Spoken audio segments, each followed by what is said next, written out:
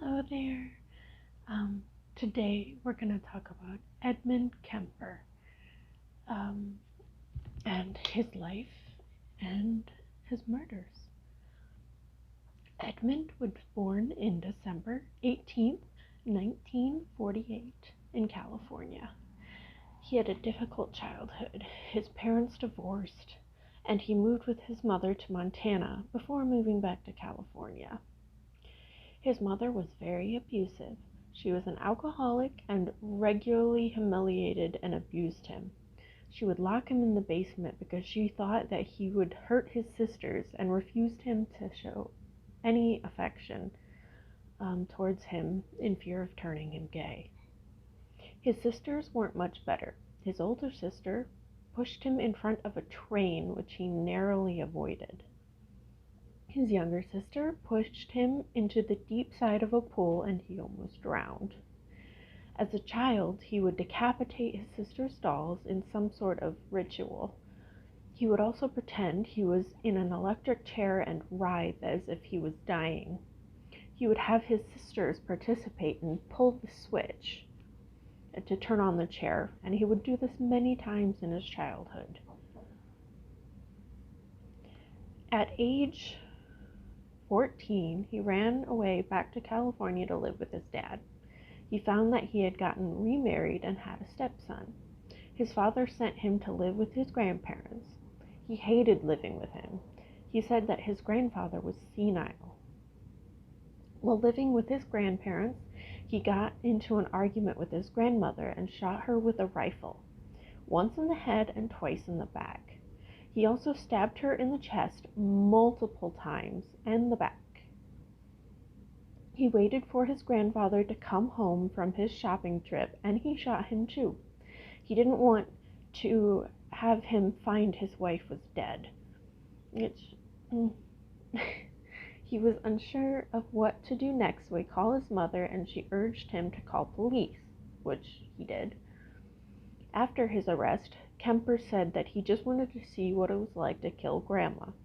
Psychiatrist Donald Lund, who interviewed Kemper at length during his adulthood, wrote that, with these murders, in his way, he avenged the rejection of both his father and his mother.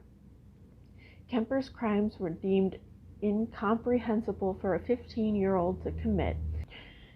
Court psychiatrists diagnosed him as a paranoid schizophrenic before sending him to a state hospital, a maximum security facility that housed mentally ill convicts. In the facility, he was diagnosed with a personality trait disturbance.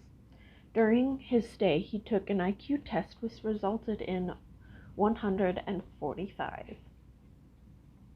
He started to manipulate the staff and purposely wrote proper answers on the test to seem well enough to get out. In December 18, 1969, his 21st birthday, Kemper was released on parole from the state hospital. Against the recommendations of the psychiatrist at the hospital, he was released into the care of his mother, Clarnell. In 1972, he got his records expunged. The last report from his probation psychiatrist read, "If I were to see this patient without having any history available or getting any history from him, I would think that we were dealing with a very well-adjusted young man who had initiative, intelligence, and who was free from any psychotic illness." It is my opinion that he has made a very excellent response to those years of treatment and rehabilitation, and I would see no psychiatric reason to consider him to be any danger to himself or any member of society. Since it may allow him more freedom as an adult to develop his potential, I would consider it reasonable to have a permanent expunction of his juvenile records. Edmund attended community college and worked a few jobs, while his relationship with his mother deteriorated. My mother and I started in horrendous battles, just horrible battles, violent and vicious. I've never been in such a vicious verbal battle with anyone. It would go to fists with a man, but this was my mother, and I couldn't stand the thought of my mother and I doing these things. She insisted on it, and just over stupid things, too. I remembered one roof raiser was over whether I should have my teeth cleaned or not. He started picking up hitchhikers and dropping them off where they needed to go. After a while, he started feeling homicidal tendencies. He began storing bags and knives in his car for the next hitchhiker. Between May 1972 and April 1973, Kemper killed 8 people. He would pick up female students who were hitchhiking and take them to isolated areas where he would shoot, stab, smother, or strangle them. He then took them back to his home and had sexual encounters with dead bodies before dismembering them.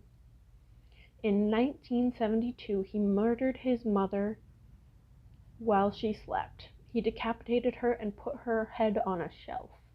He yelled at it for an hour and then used it for dart practice. He cut out her tongue and her larynx and tried to put it down the garbage disposal, but it wouldn't work, and it ejected the tissue back into the sink. That seemed very appropriate, Kemper later said, as much as she bitched and screamed and yelled at me over so many years. He invited his mother's best friend to the house and killed her too, in an attempt to make a cover story that they disappeared on vacation. He drove to Colorado and listened to the news. The disappearance was never mentioned, so he decided to call the police and confessed. At first, the police didn't believe him, but he eventually got them to take him seriously. Edmund tried to commit suicide in jail while waiting the verdict. He pleaded insanity. The court found him sane. During the trial, it was revealed that he wound up sometimes cannibalizing his victims by slicing meat off of their leg and cooking it up. He was convicted of manslaughter and requested the death penalty, but he was denied. He was denied in parole and eventually started waiving his right for a hearing. His next hearing is in 2024. Thanks for watching, and I'll see y'all in the next video.